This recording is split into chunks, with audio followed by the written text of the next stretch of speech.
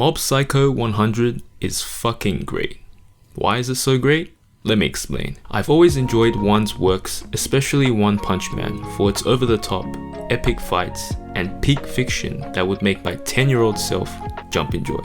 But his other work, Mob Psycho 100, hits different when it's much more thought-provoking and teaches us some good lessons when exploring the main character's personal development.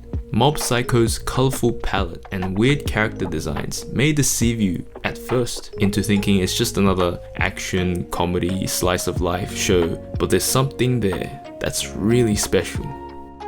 With each and every season of Mob Psycho, there's a theme to be had, and each theme subscribes to an overarching message about how Mob can confront the issues with his life.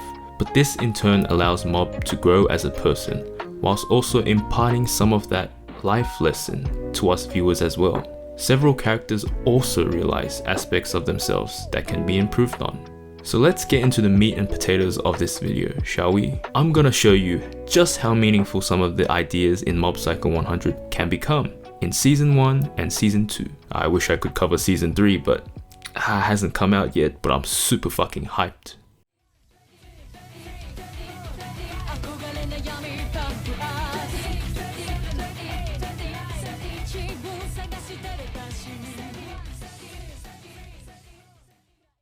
So in the first season, we're introduced to the shy, timid boy named Shigeo Kageyama, aka Mob.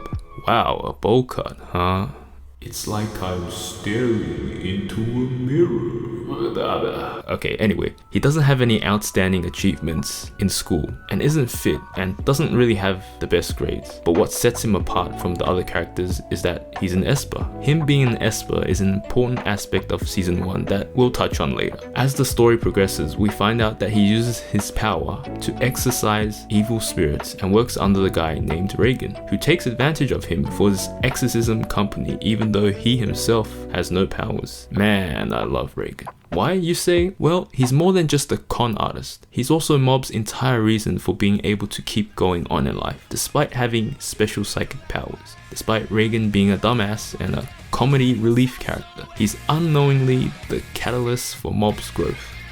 Season 1 is like an introduction to Mob's character and what he's like as a character. It explores his relationships with other characters such as with his non-Esper but very talented brother, or his middle school crush that he's too nervous to approach, or the enemies or frenemies he makes along the way. Notice how I mentioned the word enemies and frenemies. Now you might be wondering why I did so. Well, it's because throughout Season 1, the enemies actually propel Mob into improving himself as a person and teaches him a lesson as to not rely on psychic powers as a means to define himself with. Because all the enemies have psychic powers, they deem themselves to be special and above everyone else and base their whole identity on this one thing. But what happens when Mob shatters that illusion with his overwhelming power?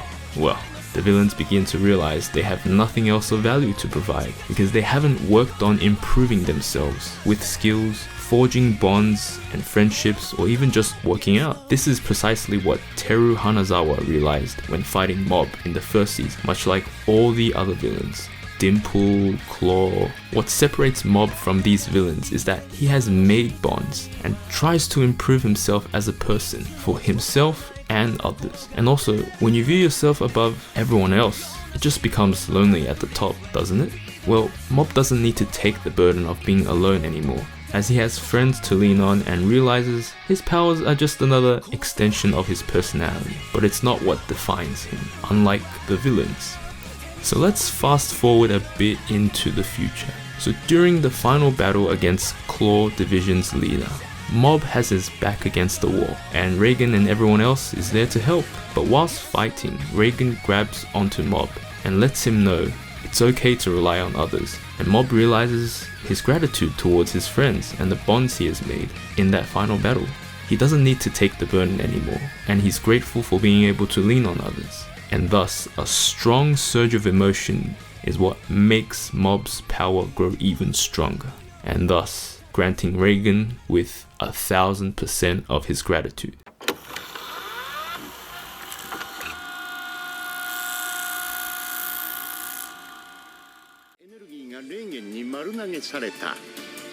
実質逃げおおせたのである。晴れやかな気分で。心にあるのはただ一つ、死への感謝。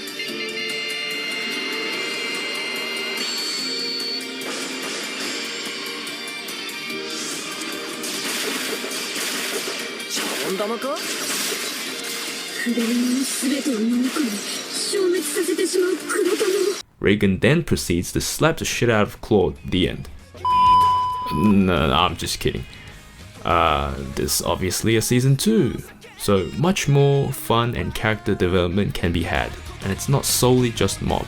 Season 2 of Mob Psycho gives us more of the same greatness in its themes about self-improvement. This season focuses a bit more on the other main characters and their struggles with how to become a better person, namely Reagan, and many of the villains or people Mob tries to save this season. In this season, Mob comes face to face with a whirlwind of emotions, much more than he did in season 1. So in this season, he proceeds to process the following emotions: courage, tenacity, friendship, ecstasy, shame, compassion, resignation, and finally kindness. And we'll explore each of these emotions that he confronts in this season. So Mob, with his newfound relationships and friendships, goes about his life working under Reagan to exercise spirits. But as Mob gets busier with his life and no longer is reliant on Reagan anymore, he slowly provides less help for Reagan's company. This forces Reagan to confront a setup made by a real psychic, which would expose him for being a fraud, completely alone. As he struggles to prove it isn't a facade, Reagan tries to get Mob to help him, but in turn lashes out against him, and things begin to sour. Reagan is exposed for being fraudulent by the other psychics and is scheduled to apologize in a live conference for his exorcism frauds, but instead of doing so, Reagan simply says, "You've grown up, haven't you, Mob?" You see, this is an important part because Reagan realizes Mob isn't a kid anymore, and he can go about his ways in life without guardianship from Reagan. As Mob watches the conference, a surge of emotions hit him, and things in the conference room begin to levitate and go out of control, allowing Reagan to escape. Mob meets up with Reagan, and Reagan is about to apologize, but Mob knew all along that Reagan was a fraud. But he chooses to ignore it and forgive him, because deep down he knows Reagan is a good person who genuinely cares about Mob, and that struck a chord with him. And what transpires is the most heartwarming scene I've ever watched, because Mob echoes back the kindness that Reagan gave to him as a kid.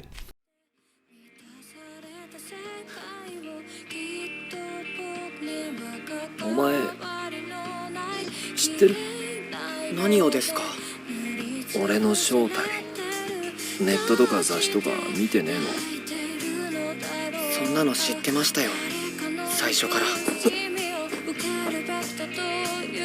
僕の師匠の正体は。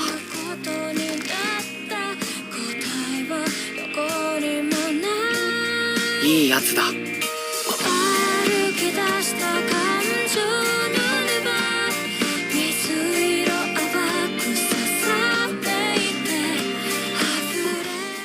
And man, this scene made me weak. I was just in a pool of my own tears. The next big confrontation Mob faces is in the form of the evil spirit Keiji Mogami.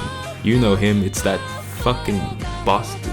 Given the task to exorcise the spirit from the client's daughter, Mob encounters the hundreds of suffering spirits inside Mogami's world, and oh boy, the animation here pops off. But before that, Mogami tries but fails to trap Mob in his world, as his bond with Dimple and his friends remind him that he's no longer alone. Simple attempts at bullying, like how the client's daughter suffered, were shattered in the wakes of Mob's strong connections to his best mate, Dimple. The fluid eye candy pops off as Mob fights Mogami through the newfound courage to save those in need from the dark depths of their hearts, just as Mob was in the past. With his 100% courage, he easily disposes of Mogami. For now. So by now you would kinda get the gist of the theme and trend here of Mob giving it his all to impart what he's learned in becoming a better person to save those in need. But of course, he still has a lot to learn himself. Through the epic Sakuga-infused battles of Season 2,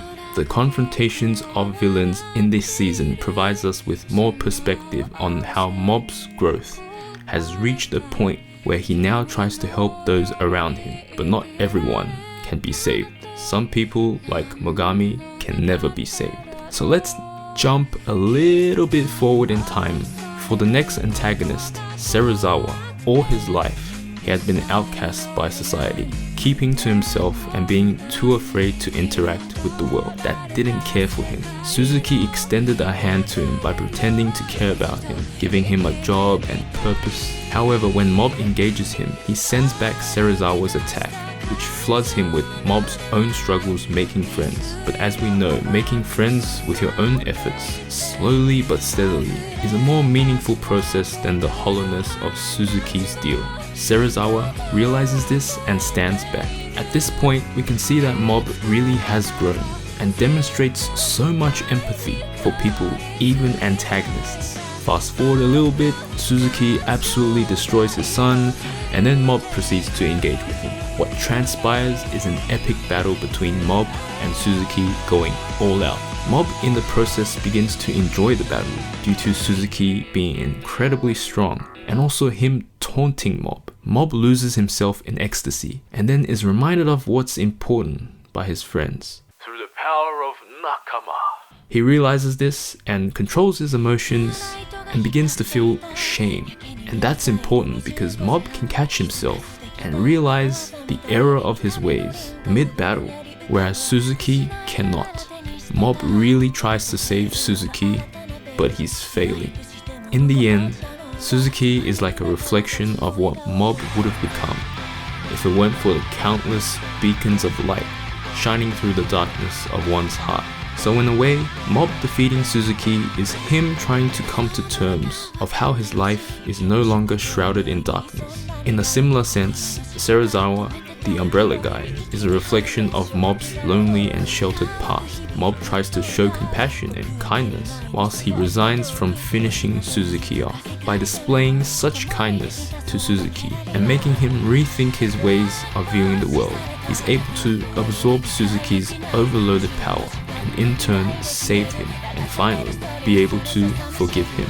From this development, Mob continues to grow as a person, and what struck a chord with me personally was the message that things can get better from where you are. It lets us know that even if you're at the lowest of lows, if you've done something irreparable or things are going south in your life, there will be people like Mob who can forgive you, show you kindness, and lift you up just long enough for you to fly.